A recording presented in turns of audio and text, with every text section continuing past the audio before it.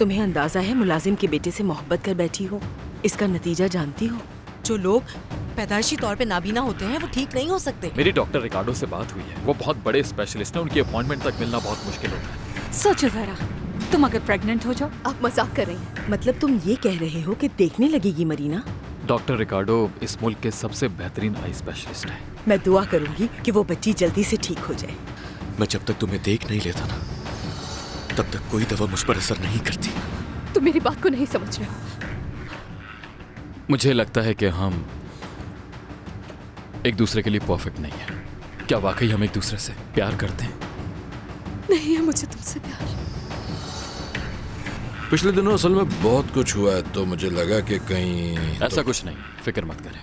जकरिया इसको दोबारा मेरे पीछे लगा दे। दोबारा ये हरकत ना हो तो अच्छा है। मैं आपके किसी मुलाजिम को पीटना नहीं चाहता।